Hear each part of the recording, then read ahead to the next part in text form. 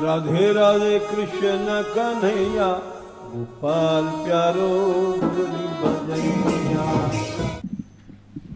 जय श्री राधे, जय श्री राधे।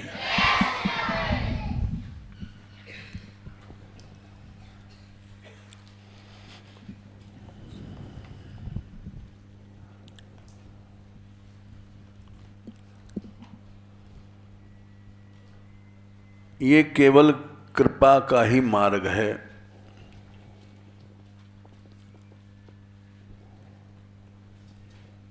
ये बात अनुभव में आती है।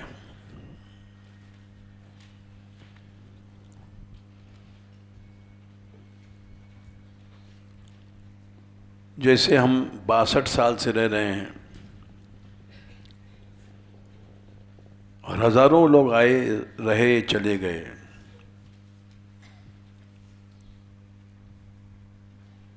अच्छे अच्छे संत आए यहाँ रहे,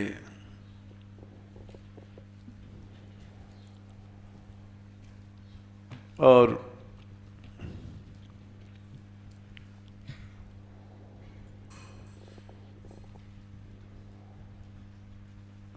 स्वयं चले गए।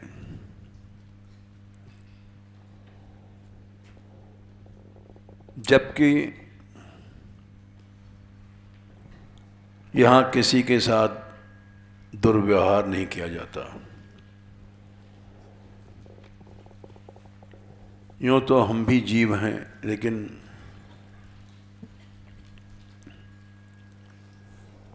अभी तक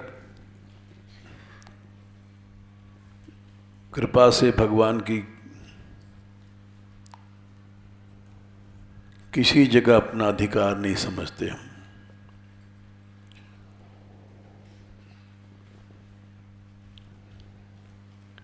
केवल कृपा से ही ये बातें आती हैं, नहीं तो हम भी एक साधारण से जीव हैं।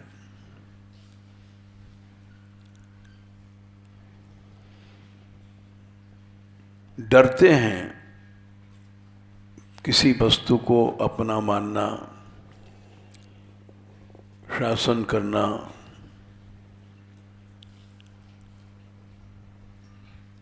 ये ऐसा बैठ गया उनकी कृपा से, ये आसुरी भाव है।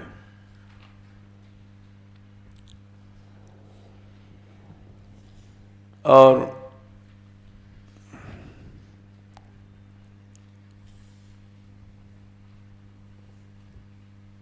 इंद्र के वो शब्द याद आते हैं,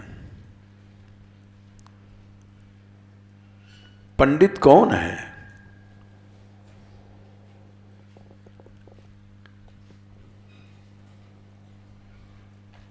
जिसके सामने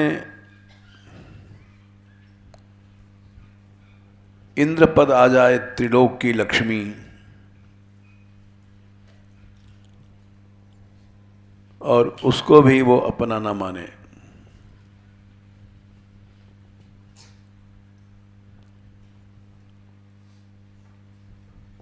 ये बात 6वें स्कंद में इंद्र ने कही है।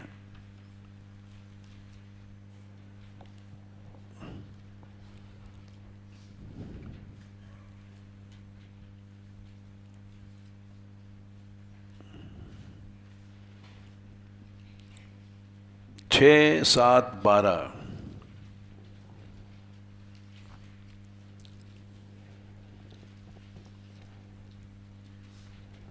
जो किसी चीज को अपना मानता है, अधिकार मानता है, तो पंडित नहीं है, मूर्ख है।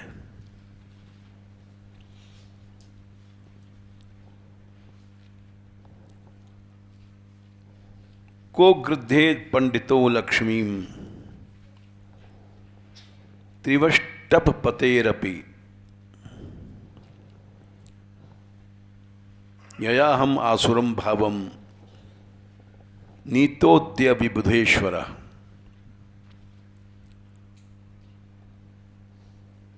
पढ़ा लिखा पंडित है, लेकिन लक्ष्मी, विभूति, ऐश्वर्य आदि को अपना मानता है तो इंद्र बोले वह मूर्ख है, पंडित नहीं है।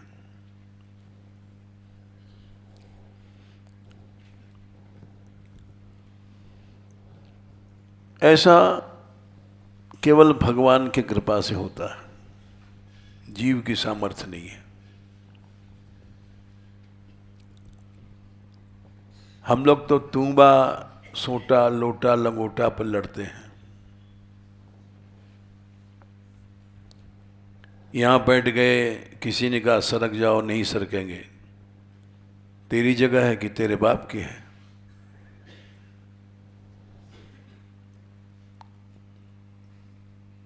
आसुरी भाव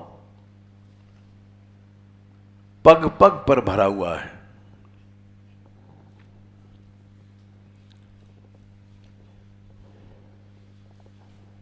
इसीलिए इंद्र ने कहा अनुभव से,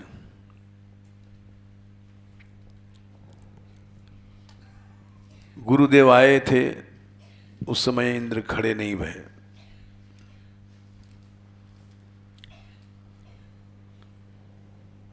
गुरुदेव लौट गए।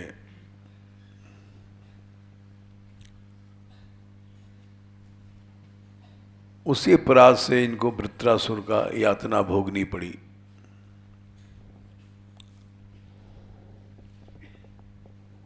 और उसी समय समझ गए थे कि कोई भयानक कष्ट आने वाला है।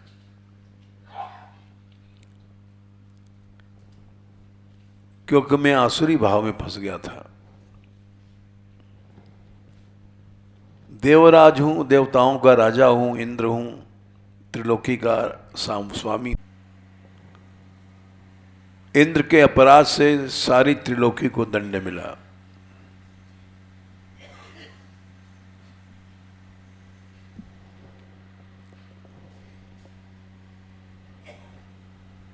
क्यों?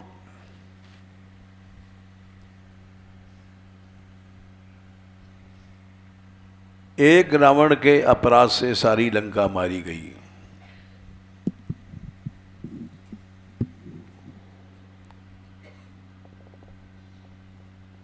एक व्यक्ति का अपराध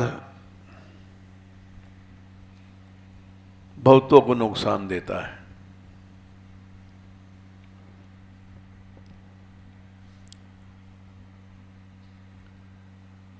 सारे राक्षसों ने तो चोरी नहीं किया था सीता की, न वो गए थे चोरी में सहायता देने।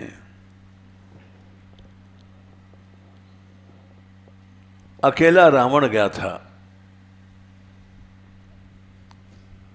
मारीच को साथ लेकर के। लंका का कोई व्यक्ति साथ नहीं था।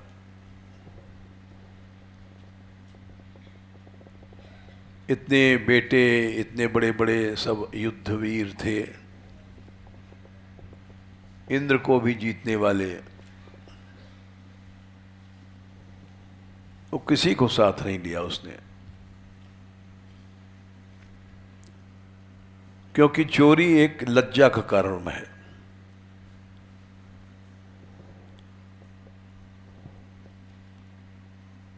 और मैं चोरी करूं तो इससे देखने वाले पर प्रभाव बुरा पड़ेगा, समझेगा कमजोर आदमी है, हमारा सम्मान घटेगा।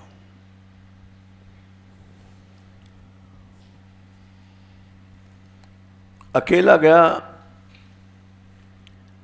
छल किया। छल के बिना चोरी नहीं होती है।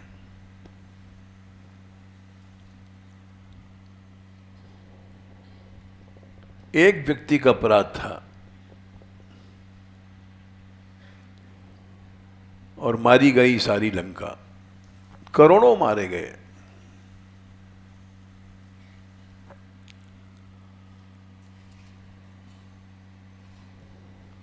बोले औरों का क्या अपराध था भाई? बिना अपराध के दंड नहीं मिलता है प्रभु के यहां। बोले उनका भी अपराध था।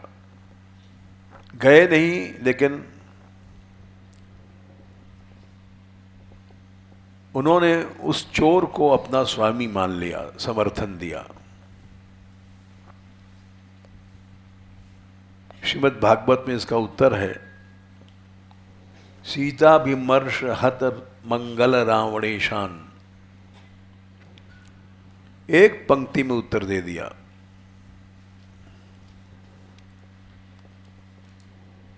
सीता के अभिमर्श का जो पाप था, कुत्सित विचार से स्पर्श किया, जगत जननी को, उससे उसके सब मंगल चले गए। सीताभिमर्श हत मंगल। ऐसे रावण को उन्होंने अपना स्वामी माना था, ये पाप था। सीताभिमर्श हत मंगल रावणेशान।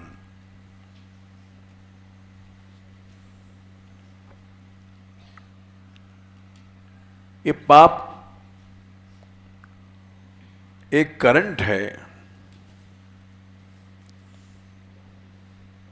करंट दौड़ता है तारों पर।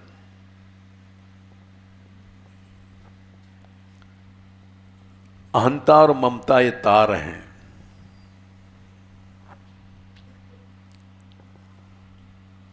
गलत आदमी में तुम ममता करोगे तो उसका पाप तुम्हारे ऊपर आ जाएगा।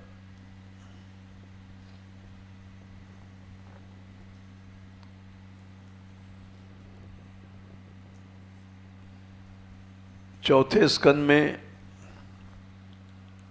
ये बात कही गई है,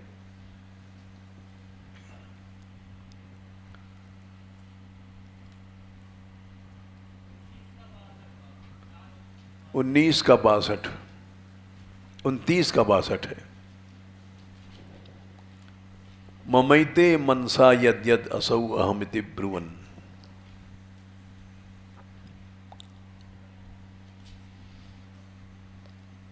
ये स्त्री मेरी है, बेटा मेरा है, ये बेटी मेरी है, ये मेरापन ही पाप का करंट है, तार है।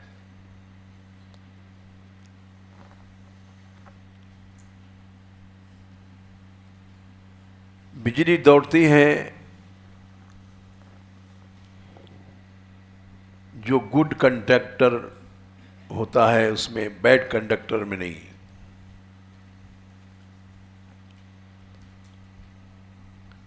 जहां तुम्हारी आसक्ति है उसका पाप तुम्हारे पर आ जाएगा।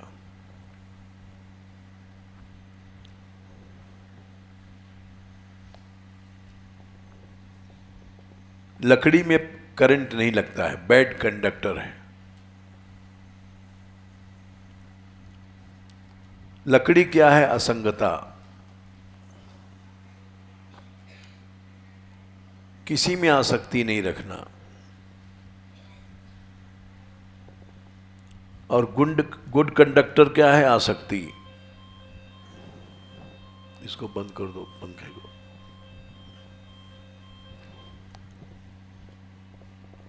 हम गलत जगह आसक्ति रखते हैं, उसका पाप हमारे ऊपर आता है।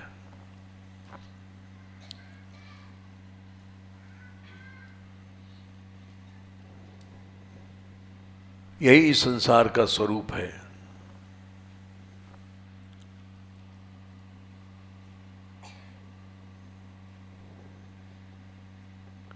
एवं स्वकर्म पथितम। प्रहलाद जी ने एक बड़ा विचित्र इस सिद्धांत को कहा। 7, 9 और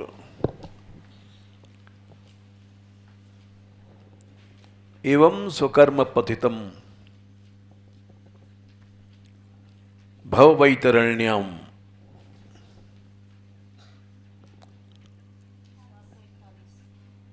7, 9, 41। हर मनुष्य अपने कर्म से ही भोग भोगता है।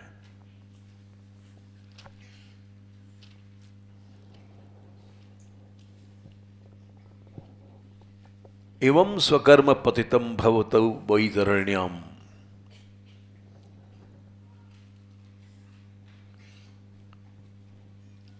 और बोले ऐसा देखा जाता है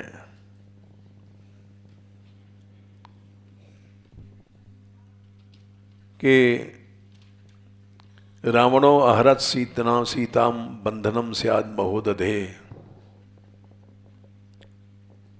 रावण ने सीता का हरण किया, बंधन हुआ समुद्र का।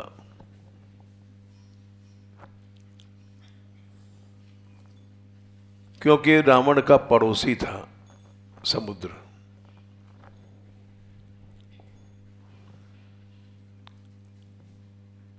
किसी तरह से भी पापी का संबंध होता है तो उस पाप का संक्रमण होता है।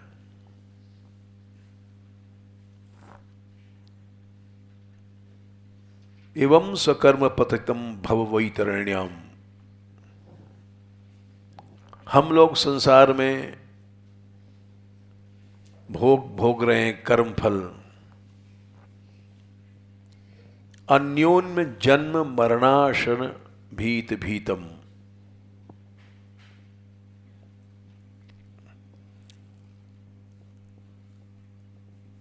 जन्म जैसे किसी का बेटा मर गया, किसी का पति मर गया,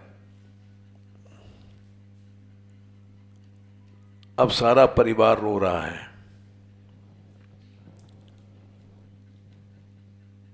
भोग रहा है, विलाप कर रहा है। मरने वाला कोई मरा, जाने वाला चला गया, लेकिन सारा परिवार रो रहा है।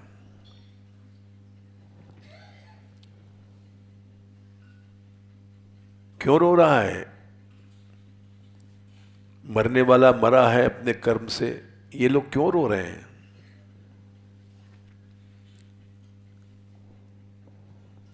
इसलिए रो रहे हैं कि इनका भावनात्मक संबंध था, ये पाप है इनका।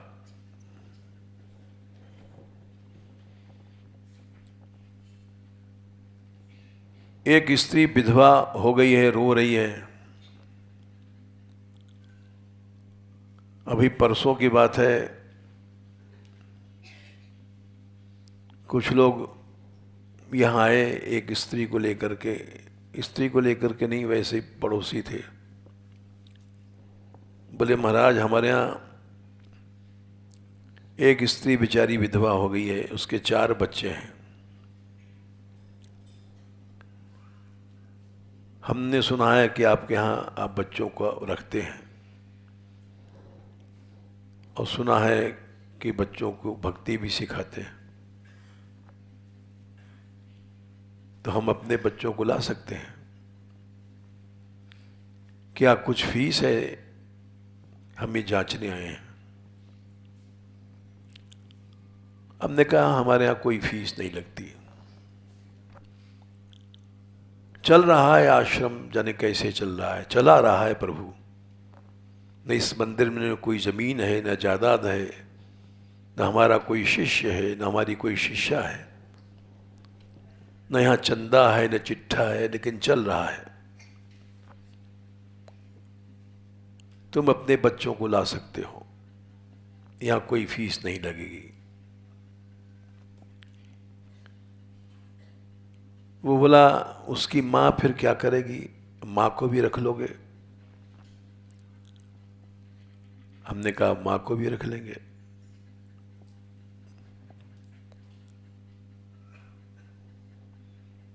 जाओ। बोले कल ये लोग आ जाएंगे यहाँ आपके यहाँ।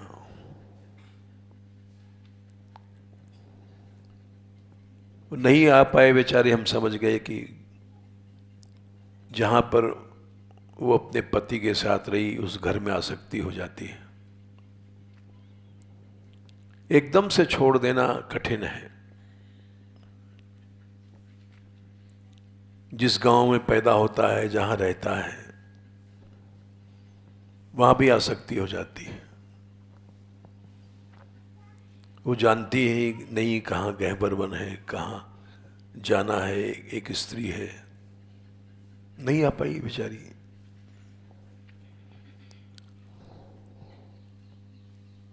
अब वो मरने वाला मर गया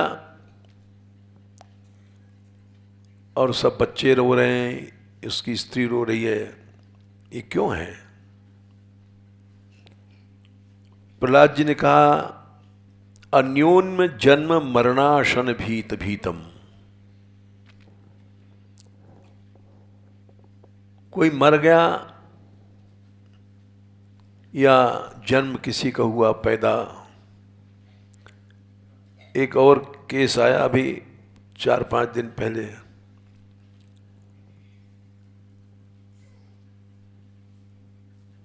कि शुरू में उसके 3 लड़कियां लगातार हुई हैं, लड़का नहीं है तो घर में झगड़ा है, तलाक की हालत आ गई है।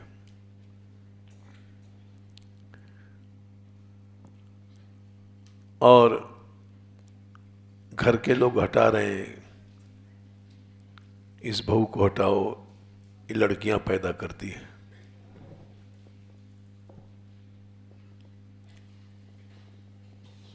तो जन्म भी एक भोग बन गया उसका।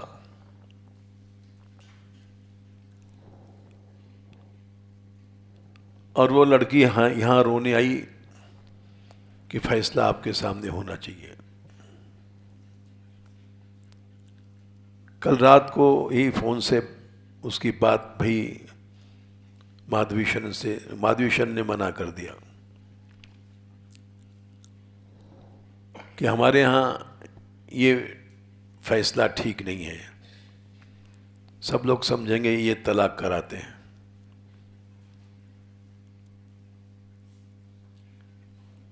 ऐसी चीज़ें एक कलंक का कारण बन जाती हैं समाज में,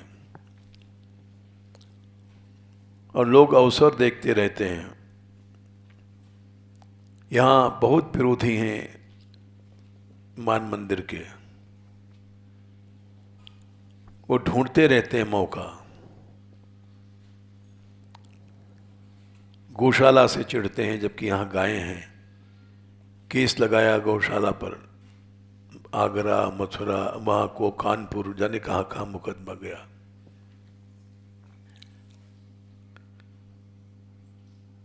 इस कांटे के जंगल में रहना बड़ा कठिन है। यहां कीर्तन होता है, पाप नहीं होता, लेकिन फिर भी लोग बहुत चिढ़ते हैं। गायें रहती हैं, कोई व्यापार नहीं होता, लेकिन लोग चिढ़ते हैं। क्यों चिढ़ते हैं इसका कोई उत्तर नहीं है,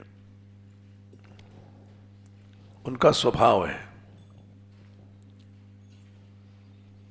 हमने उदाहरण दिया कि जन्म भी एक भोग है, मरण भी एक भोग है। अब किसी के बच्चा नहीं हो रहा है, लड़की हो रही है, तो उसका दंड क्या करेगा? लोग कहते हैं निकाल दो इस स्त्री को।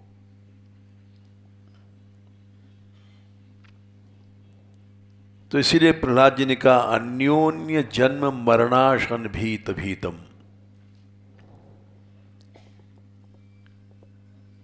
किसी का जन्म हो रहा है या किसी की मृत्यु हो रही है, औरों का भोग बन जाता है।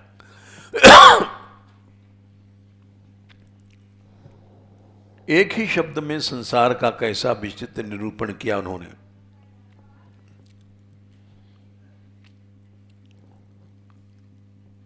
और सब लोग दुखी हैं, जो जिसका तलाक हो रहा है लड़की वो भी दुखी है, जो तलाक करने वाले वो भी दुखी हैं कि केस लगाएगी, इस ढंग से तलाक होना चाहिए कि हम सुरक्षित रहें। तो संसार दुख रूप है। अन्योन्य जन्म मरणाशन भीत भीतम।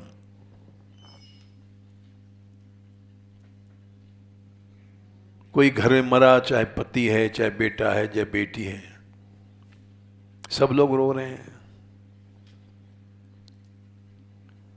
क्यों रो रहे हैं? अशन भोग भोग रहे हैं। उन्होंने क्या भोग किया? संबंध रखा भावनात्मक, मेरापन का।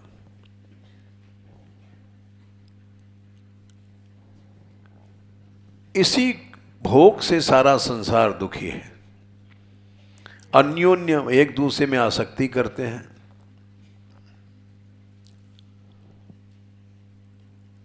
और ये उनका भोग बन जाता है। करोड़ों लोग मारे गए, सारी लंका मारी गई,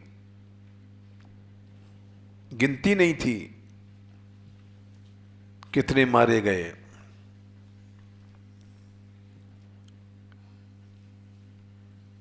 पद्म 18 जूथ बंदर, असंख्य जीव मारे गए।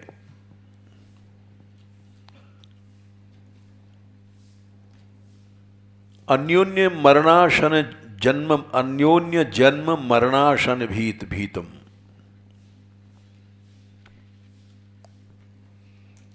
बोले ऐसा क्यों होता है? आगे बोले प्रहलाद जी, पश्यन जनम स्व पर विग्रह वैर मैत्रम। किसी से आदमी वैर करता है, यानी द्वेष करता है, और किसी से मित्रता करता है, संबंध जोड़ता है। ये हमारा बेटा है, बेटी है, हमारी स्त्री है। मैत्र, अन्योन्य जन्म, ये तो भोग था। और कारण क्या है? स्व पर विग्रह वैर मैत्रम। स्व ये हमारा अपना है, इसे मैत्र मतलब संबंध करो। ये हमारी स्त्री है, ये हमारा बेटा है, उसे मैत्र कर लिया। और पर दूसरा है, उससे विग्रह किया। ये सौत है, इसको निकालो घर से। ये शत्रु है। हर आदमी इसी चक्कर में फंसा है। स्व किसी को अपना मानता है, पर और बाकी पराया। अपने मानने वाले से मैत्र करता है, पराये से वैर करता है। बस यही संसार है।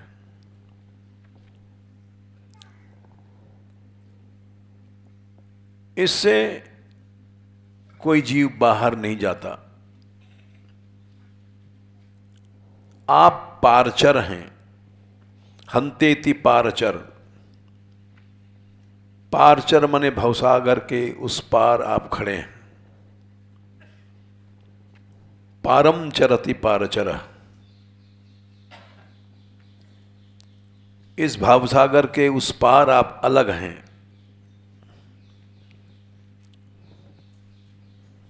पीप्री मूढ़ मध्य। एक नियम है, तीर्णास्तारयंती। जो तर गया है वो तारता है, जो डूब रहा है वो क्या तारेगा?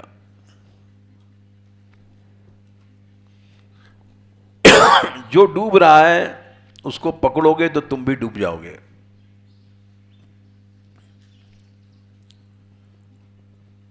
वो तुमको भी डूबे देगा। इसलिए तार वही सकता है जो पारचर है। तीर्णास्तारयंती।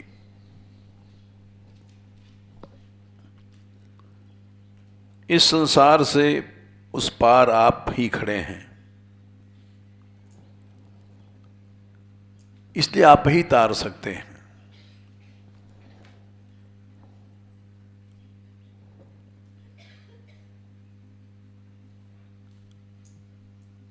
किसी राजा ने कथा सुनी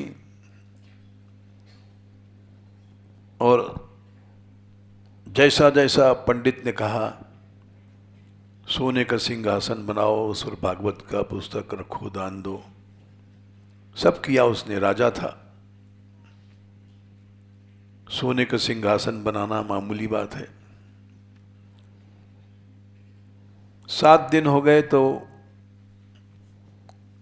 बेचारे राजा को अनुभव हुआ कि हम तो वैसे ही हैं जैसे शुरू थे, हमारा उद्धार नहीं हुआ है। तो राजा था, उसने कहा ये झूठ बोलता है पंडित, इसको फांसी दे दो। ये लोभी है, इसने सोने का सिंहासन बनवाया, जो जो कहा हमने किया, और हमको कुछ नहीं पता पड़ रहा है कि हम पर हमारा उद्धार हो गया है। वही सब वृत्तियां वैसी पुरानी जैसी हैं।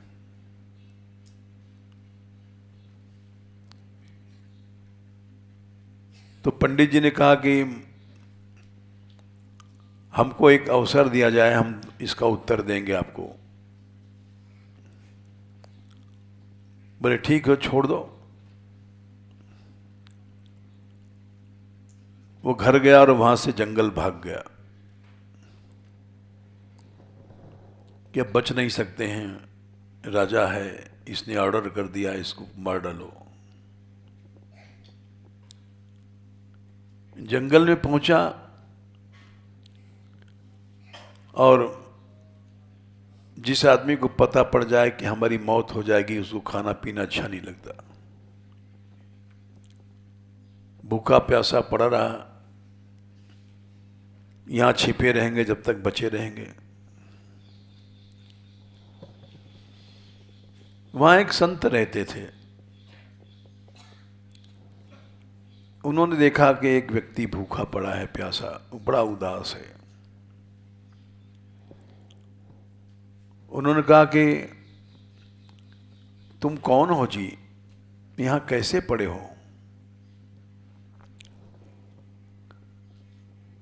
हमारे कुटिया में चलो, कुछ रोटी खाओ, पानी पियो।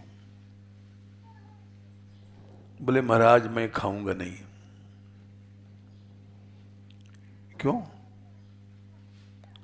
इस जंगल में तो और कहीं भोजन नहीं मिलेगा, हमारे पास कुछ साधन है, हम इसलिए तुमको कह रहे हैं। बोले क्या खाएं, हमको पकड़ करके राजा फांसी दे देगा। अरे हम भाग के आए हैं, प्राण बचाने के लिए जंगल में हम इसलिए पड़े हैं। जब तक यहां आए, जब तक हमारा जीवन है, उसके बाद हम मर जाएंगे। तुमने क्या अपराध किया जो तुमको फांसी होगी? हमने कथा सुनाई थी महाराज। भाई कथा सुनाना तो अच्छा है, इससे जीव का कल्याण होता है। अरे बोले कल्याण वल्याण तो क्या, हम ही मर गए, हमारा ही कल्याण नहीं हो रहा है, उसका कल्याण तो पीछे होगा। बोले आखिर तो कारण क्या है भाई फांसी का?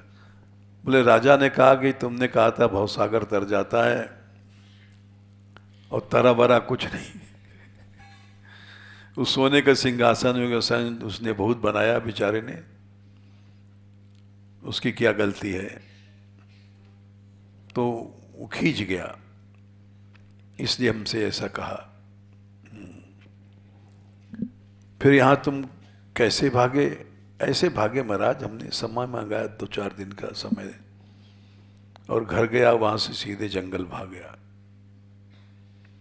अब जिस दिन पकड़ा जाऊंगा उसी दिन फांसी हो जाएगी। जब तक नहीं पकड़ में आ रहा हूं, जब तक जीवित हूं, तो रोटी पानी क्या खाऊं? अच्छा एक काम करो, तुम जाओ यहां से सीधे राज दरबार में, और ये कहना कि हमारे आपके प्रश्न का उत्तर एक संत देंगे। और मैं आऊंगा, मैं उत्तर दूंगा।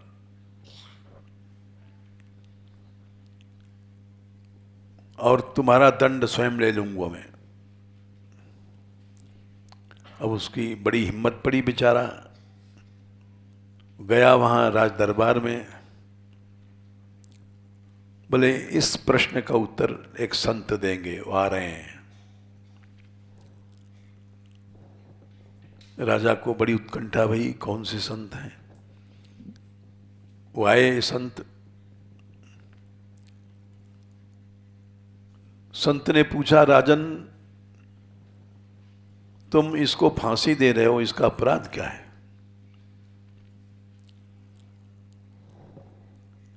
अपराध यही है कि इसने कहा था भवबंधन छूट जाता है, और हमारा कोई बंधन नहीं छूटा। झूठ बोलता है, ये पंडित मिथ्या है, इसलिए इसको जीने का अधिकार नहीं। फिर ये दूसरों को ठगेगा, इसलिए मैंने सोचा इसको फांसी देना ही ठीक है। ये केवल गप नहीं है, ये यथार्थ भी है। श्रीमद् भागवत में दाऊ जी ने सूत का वध इसीलिए किया था। साक्षात व्यास जी के शिष्य थे सूत जी, और वो कथा कह रहे थे। दाऊ जी आए और उन्होंने, दाऊ जी ईश्वर हैं, सम्मान नहीं किया, तो उन्होंने उसी समय उनका वध कर दिया।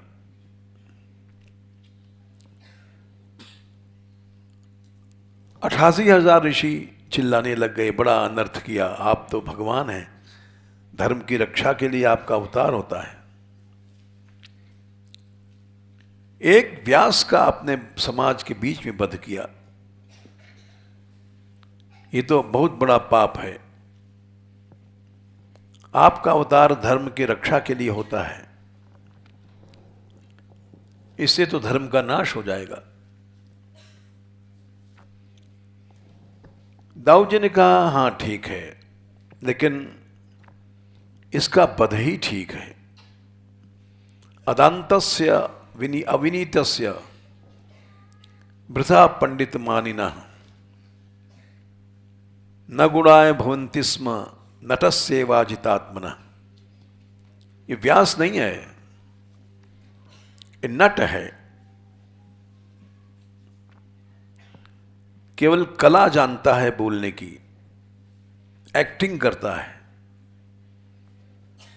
इसके जीवन में दम नहीं है, उद्दंड है, अविनीत है। अपने आप को इसने समझ लिया हम व्यास हैं। वृथा पंडित मानिना, झूठ मूठ ने अपने आप को पंडित मानता है। ये किस अध्याय में है भाई? हैं? 78 का 26 है।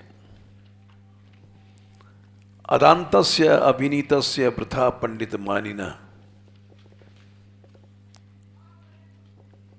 इसके जितने गुण हैं नट के तरह हैं।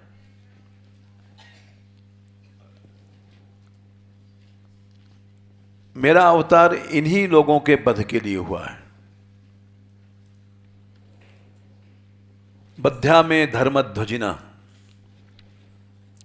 इन धर्मध्वजियों को मार डालना चाहिए।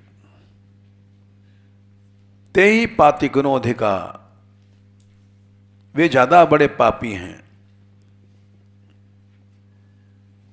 धर्म के पीछे धन संग्रह करते हैं,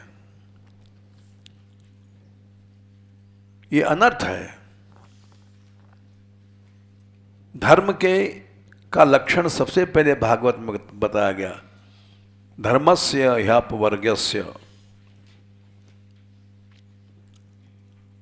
अध्याय 2 पहला स्कंध। धर्म केवल अपवर्ग मोक्ष के लिए है। धर्मस्य यापवर्गस्य 129। नार्थो, अर्थ माने पैसा नहीं है। धर्म का फल पैसा नहीं है जो हम लोग करते हैं।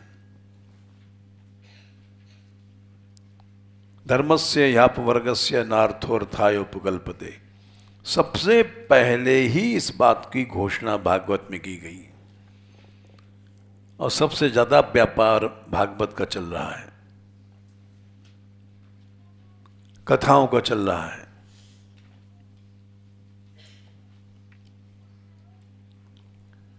धर्मस्य यापवर्गस्य नार्थो अर्थाय। अर्थाय माने प्रयोजन, अर्थ पैसा नहीं है। अगर पैसा आ गया तो क्या करें महाराज, चढ़ाते हैं लोग तो हम क्या करें, मांगते तो ही नहीं। बोले ठीक है, आ गया तो उसको धर्म में लगा दो। नार्थस्य धर्मैकान्तस्य। पैसा आ गया तो उसका एकांत, एक ही प्रयोजन है, धर्म।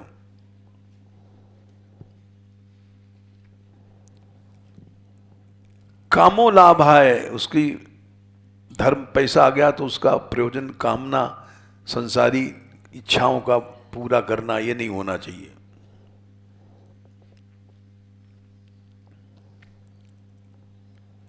गाड़ी खरीदें, मोटर खरीदें, महल बनावे, 2 महल बनावे। नार्थोर्थाय नार्थस्य धर्मैकान्तस्य कामो लाभाय स्मृते।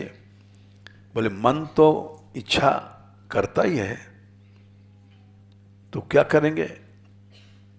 कामस्य नेन्द्रिय प्रीतिर।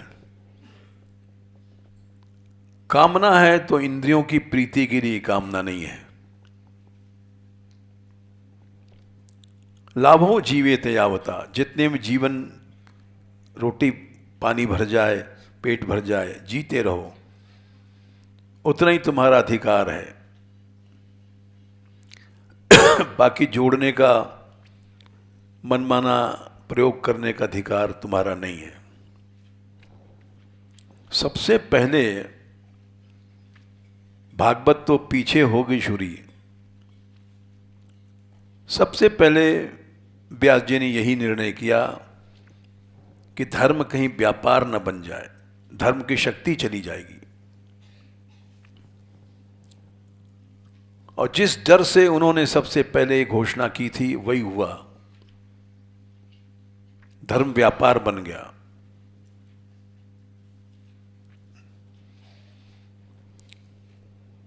इसीलिए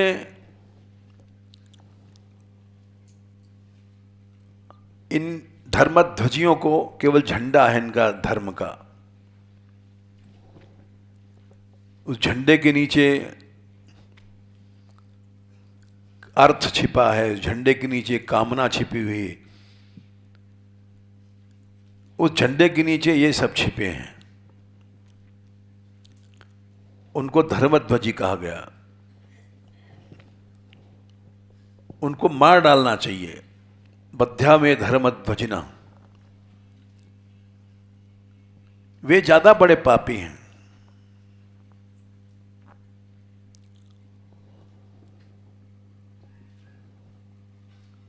समाज में थोड़ा सा भी अगर त्याग आ जाता है तो उससे समाज का कल्याण होता है।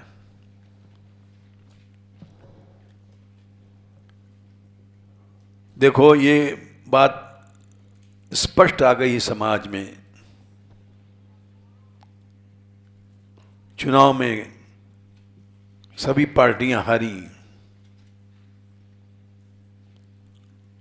और उसी की जीत भई जिसके अंदर थोड़ा सा त्याग था।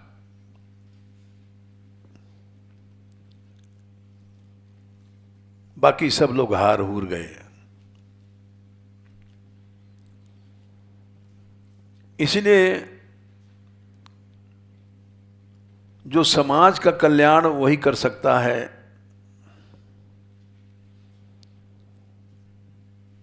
जो अपने ही शरीर की इज्जत, मान, सुविधा वगैरह नहीं चाहता है।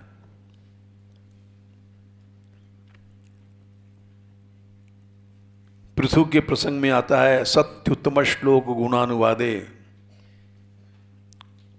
जुगुप्सितम न स्तवंति सभ्या। क्या संख्या है भाई?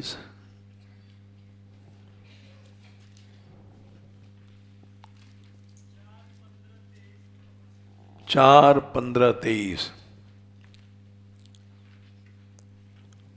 उत्तम श्लोक भगवान के गुण गाना ही लक्ष्य होना चाहिए। चाहे पंडित हैं, चाहे विद्वान हैं, चाहे कोई हैं संत हैं। जुगुप्सित माने इस शरीर की, ये निंदित शरीर है, इसमें मल मूत्र भरा पड़ा है। इसकी स्तुति करवाना, पूजा करवाना, इसकी सुविधा लेना, ये सभ्य लोग नहीं करते हैं। सभ्य माने सभासु साधु यह सभ्य। अर्ह प्रत्यय में, अर्थ में यत प्रत्यय हुआ है। सभा के जो योग्य है, सभा में जो उतार सकता है, वो है सभ्य। सभ्य शब्द का बहुत बड़ा अर्थ है। इसी से सभ्यता बनी है।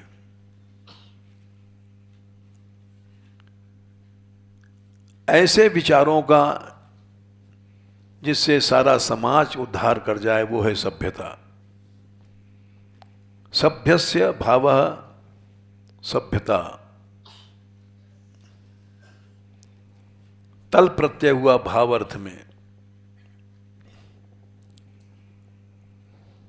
सारे समाज को उतार सकता है, वो है सभ्य। ये शक्ति कैसे आएगी उसमें? जुगुप्सित माने इस घृणित शरीर से जिसको घृणा है, जिसको इस घृणित शरीर से प्रेम है, सम्मान है, वो सभ्य नहीं है, असभ्य है।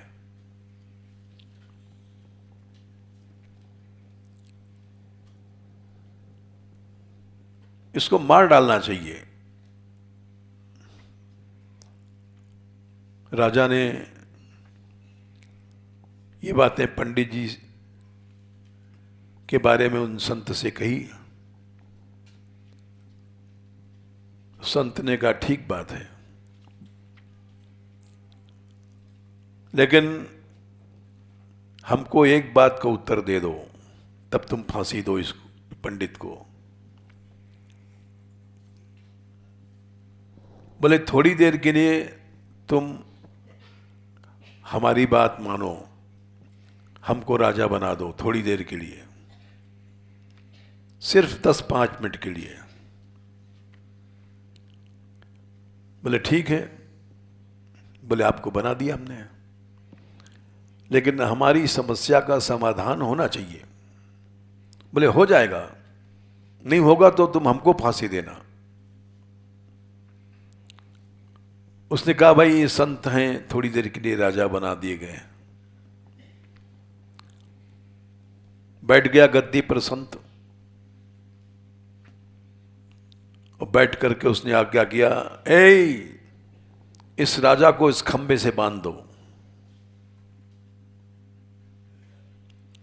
इस पंडित को भी बांध दो खंबे से।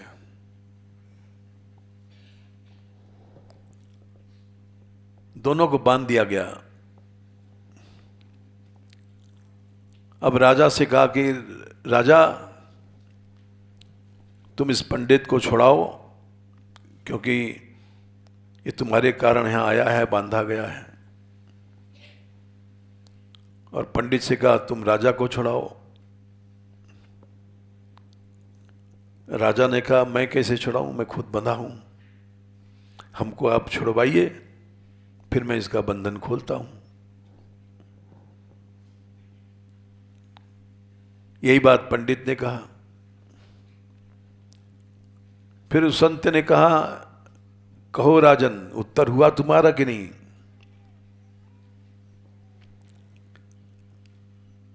अरे जो खुद बंधा है वो दूसरे को क्या मुक्त करेगा? मुक्त वही कर सकता है जो बंधन से, जैसे इन्होंने कहा प्रहलाद जी ने, हंतेति पारचर पीप्री मूढ़ मध्य। जो पार हो चुका है, पारचर है, इसलिए कहा गया तीर्णास तारयंती। जो तर गया है वो उतार सकता है, जो डूब रहा है वो क्या बचाएगा।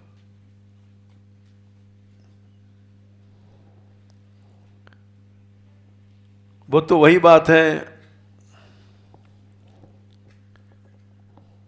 रामायण में एक बड़ी विचित्र, जब वो पुल बना है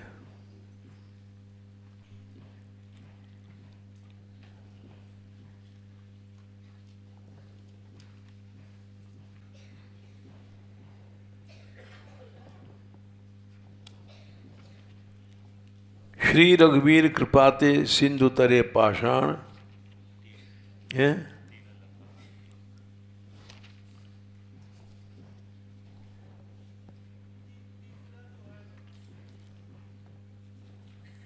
उसके पहले एक चौपाई है, बूढ़ही आनहि बोरही जेई, भय उपल बोहित समतेई। ये वही पत्थर है जो बूढ़ही, जो खुद डूबते हैं,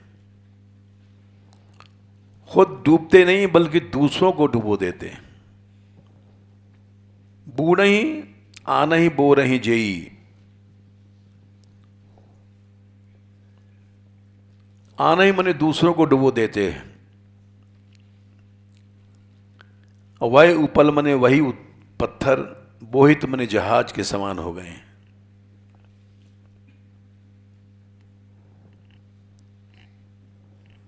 तो इसलिए राजन वही मुक्त कर सकता है जो स्वयं मुक्त हो चुका है।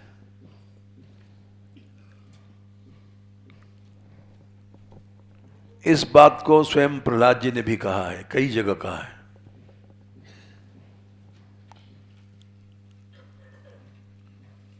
नैषाम मतिस्तावदु कर्मांघ्रिम 7/5/31 के आसपास है। नैषाम मतिस्तावदु कर्मांघ्रिम स्पृशत्य नर्था पगमोयदर्थ है 32। महीषाम पादरजोभिषेकम निष्किंचना नाम नवृणीत भयावत। तुम कितना कथा सुन लो, वार्ता सुन लो, कुछ नहीं होगा। निष्किंचन संतों की जब तक शरण नहीं है कुछ नहीं होगा। महीषाम पादरजोभिषेकाम, उनकी शरण में जाओ जो निष्किंचन है। और नहीं तो वही हालत होगी, बूढ़ही आनहि बोरही जेई, भय उपल बोहित समतेई। कथाकार ही तुमको डुबो देगा, वासनाओं में फंसा देगा।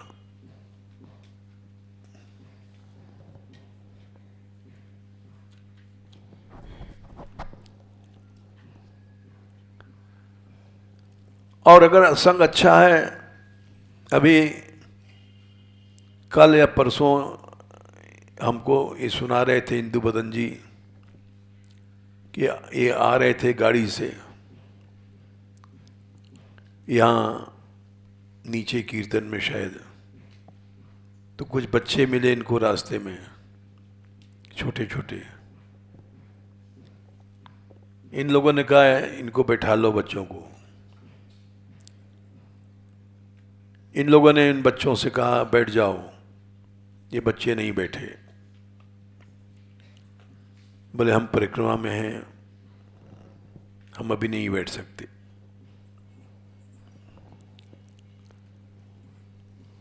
जबकि बच्चों को मोटर में बैठने का बड़ा शौक होता है, ठुकरा दिया।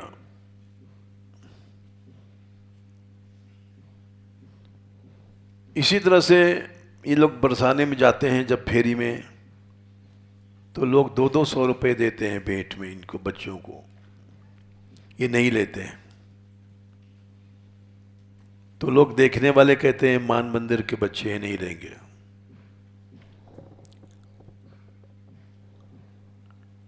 इन छोटे छोटे बच्चों में इतना त्याग कैसे आ गया?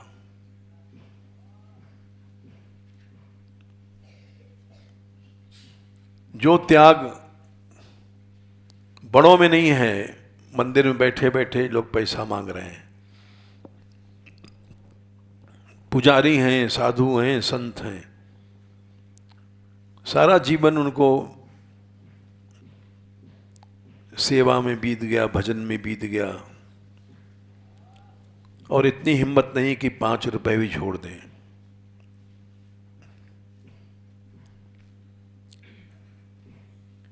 ये छोटे छोटे बच्चे हैं, उसका कारण क्या है? केवल भगवान की कृपा।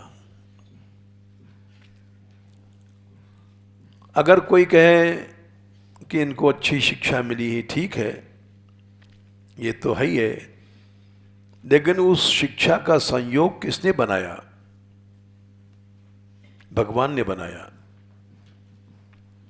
इन बच्चों के माँ बाप नहीं आए थे यहां पर,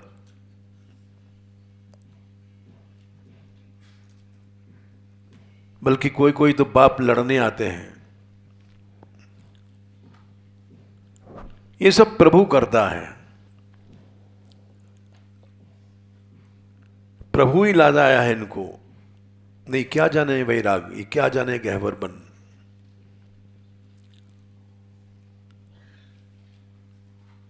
अच्छी शिक्षा भी मिलती है।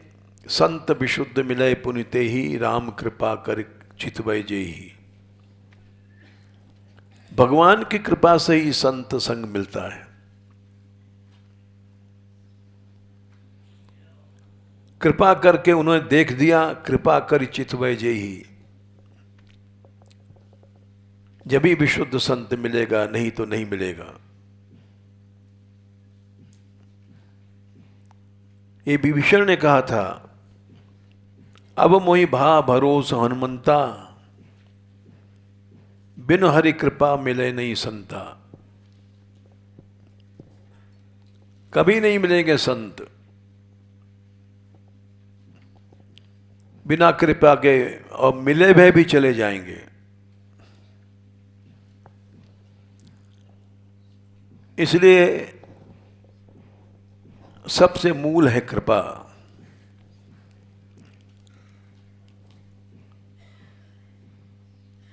और जब मनुष्य कृपा को न समझ करके, कृपा तब मिलती है ईशाम सवे भगवान दये दिनंत सर्वात्मनाश्रित पदो यदि निर्विलीकम। हम लोग बंधे हैं अहंता ममता के डोर में, इसलिए कृपा नहीं आ रही है। ये ताना बाना का संबंध है। वस्त्र बुना जाता है, एक डोरा सीधे, एक डोरा टेढ़े।